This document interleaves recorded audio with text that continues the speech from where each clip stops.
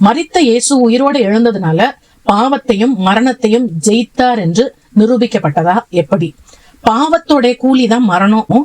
நம்முடைய மீறுதல், நம்முடைய பாவம், நம்முடைய அக்கிரமங்கள் நிமித்தம் இயேசு கிறிஸ்து பாவமில்லாத அவர் காயப்பட்டார், நொறுக்கப்பட்டார், சிலுவையில ஜீவனை கொடுத்தார். அவருக்கு பாவம் இல்லாததுனால மரணத்திற்கு அவர் மேல ஒரு உரிமை இல்ல.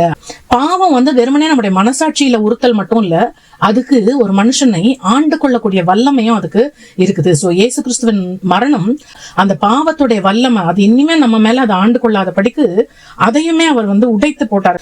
நாம் இனி பாவத்துக்கு ஊழியம் செய்யாத படிக்கு பாவ சரீரத்தை ஒழித்து போடும்படிக்கு நம்முடைய பழைய மனுஷனா சிலுவையில் அவரோடு கூட அறையப்பட்டது ஞானஸ்நானத்துல. கிறிஸ்து மரித்தோர்ல இருந்து எழுப்பப்பட்டது போல நாமும் ஞானஸ்நானத்தினால மரணம், அடக்கம், உயிர்த்தெழுதல் நமக்கு கிடைத்திருக்கிறது. அவருடைய நீதிய, பாவம் இல்லாத அவருடைய நீதியை அவர் நமக்கு தருகிறார்.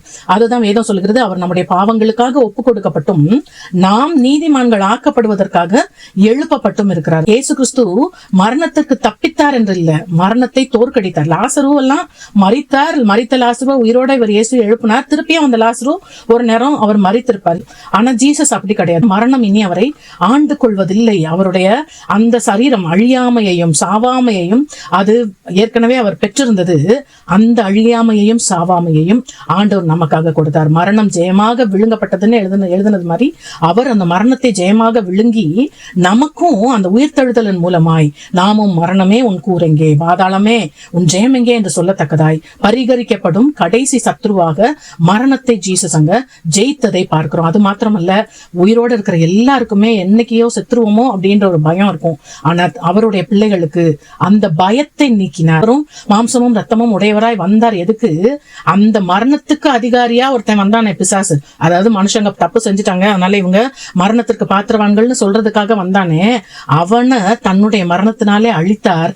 ஜீவ காலம் எல்லாம் மரண பயத்தினால அடிமைகளா இருந்த நம்மை அந்த மரண பயத்திற்கு விடுதலை ஆக்கினார் என்று சொல்லி பார்க்கிறோம். அது மாத்திரமல்ல, இதெல்லாம் செய்ததன் மூலமாய் நமக்கு ஒரு புதிய ஒரு ஹியூமனிட்டிய, ஒரு மரித்தோரிலிருந்து எழுந்து நித்திரையடைந்தவர்களில் முதற் பலன் ஆனார். அதாவது நமக்கு எல்லாம் முன்னோடியாய் எப்படி மரித்த கிறிஸ்து எழுந்தாரோ அது போலதான் நம்முடைய எல்லாருடைய சரீரமும் உயிரோட எந்திரிக்கும் அப்படின்ற ஒரு உறுதியை, ஒரு நிச்சயத்தை தேவன் நமக்கு கொடுத்திருக்கிறார். கேள்வி: எனது தீர்மானங்கள், உணர்வுகளில் மரண பயத்தின் தாக்கம் இன்னும் இருக்கிறதா?